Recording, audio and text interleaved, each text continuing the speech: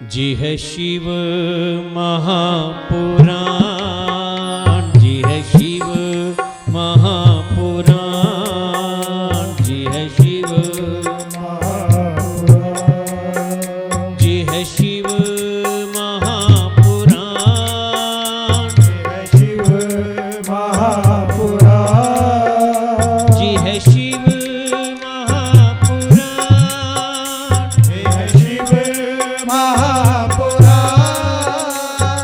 शिव महापुराण, शिव महापुराण, शिव महापुराण, शिव महापुराण।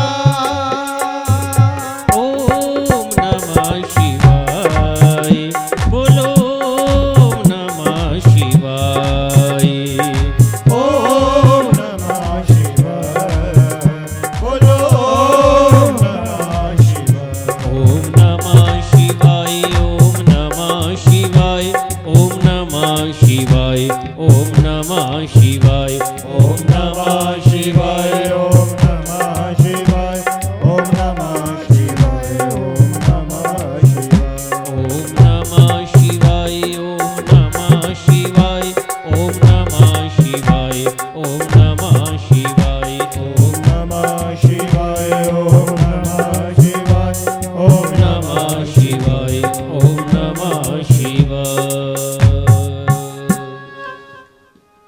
शिव पुराण की कथा इसलिए भी श्रवण करना जरूरी है, जैसे कोई भोजन करे, भोजन करने से पहले भी अच्छी प्रकार से हाथ धोने चाहिए, और भोजन करने के बाद यदि हम अच्छी प्रकार से हाथ नहीं धोते, कूला नहीं करते, तो कुछ ना कुछ जूठन रह जाती है। इसी तरह ही हम दुनिया भर की कथाएं सुने,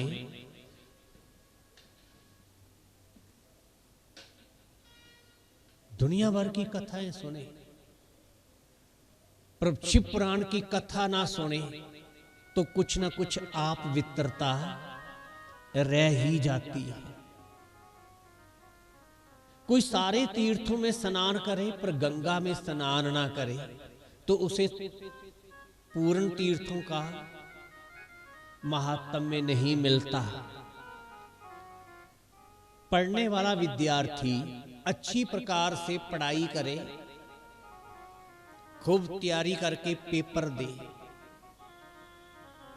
पर वो जो आंसर शीट है, वो पेपर वाली वो कॉपी है, उसके ऊपर यदि रोल नंबर लिखना भूल जाए तो रिजल्ट नहीं आता, बड़ी दिक्कत होती है। कोई सबको प्रणाम करे पर अपने गुरु को प्रणाम ना करे तो उसका प्रणाम करना भी अधूरा रह जाता है। कोई पत्र लिखे बहुत अच्छा, पर एड्रेस ना लिखे तो पत्र कहां जाए। तो इसी तरह ही भगवान राम भी स्वयं कहते हैं कि चाहे कोई राम के रूप में रामायण की कथा सुने, कृष्ण के रूप में श्रीमद् भागवत की कथा सुने, गीता पढ़े, तो भगवान राम कहते हैं उसे पूर्ण रूपेण फल नहीं देता जितनी देर तक वो शिव पुराण की पावन कथा नहीं श्रवण कर लेता। अर्थात जीवन में शिव पुराण की कथा श्रवण करना अति आवश्यक है।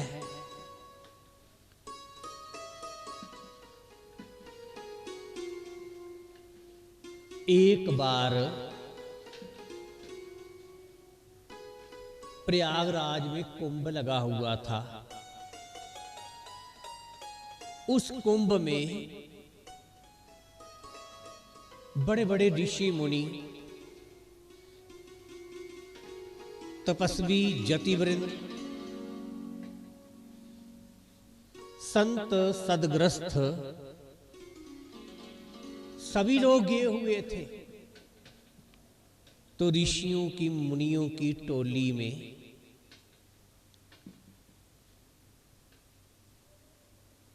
राम कथा सुनाने वाले महर्षि याज्ञवल्क्य जी भी गए हुए थे। तो जो लोग प्रयागराज में गए हैं उनको पता है कि संगम के पास ही भारद्वाज ऋषि जी का आश्रम है। जब भारद्वाज ऋषि को, जो राम भक्त थे, उन्हें पता चला कि राम कथा सुनाने वाले महर्षि याज्ञवल्क्य जी आए हैं, तो क्यों ना मैं उनके पास जाकर के उनसे निवेदन करूं, प्रार्थना करूं कि वो जहां हमारे आश्रम में आकर के हम सबको राम कथा सुना करके कृतार्थ करें, धन्य करें।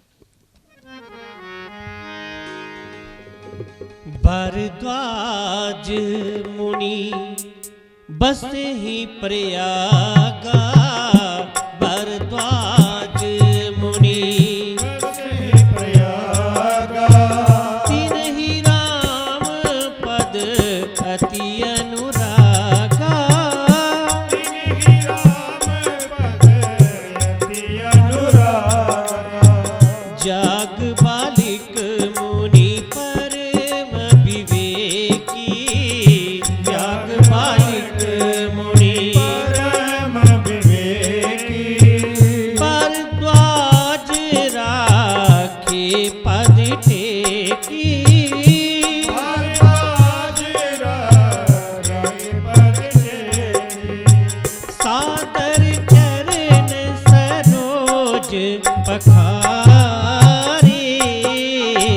अति पुनीत आसन बैठारे, अति पुनीत आसन बैठारे। राम। जब याज्ञवल्क्य मुनि संगम में स्नान कर चुके, संध्या बंदन आदि से निवृत्त हो गए, सुखपूर्वक बैठे हुए थे, तो भारद्वाज ऋषि ने उन्हें प्रणाम करके, हाथ जोड़ करके राम कथा के लिए निवेदन किया।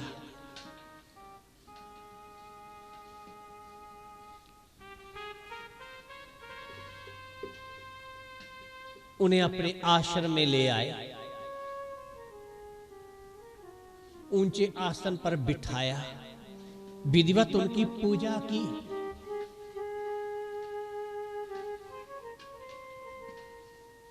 सारी व्यवस्था की थी। व्यास मंच बना हुआ था, व्यास गद्दी बनी थी, यज्ञशाला बनी हुई थी, और सभी श्रोतागण बड़ी श्रद्धा और प्रेम से, उत्साह से हर्षित होकर के कथा श्रवण करने की जिज्ञासा से सब बैठे हुए थे। भारद्वाज मुनि जो भगवान राम के अनन्य भक्त थे, बड़े ही भोले भाव से कहते हैं, ऋषि याज्ञवल्क्य जी से, महर्षि याज्ञवल्क्य जी से कहते हैं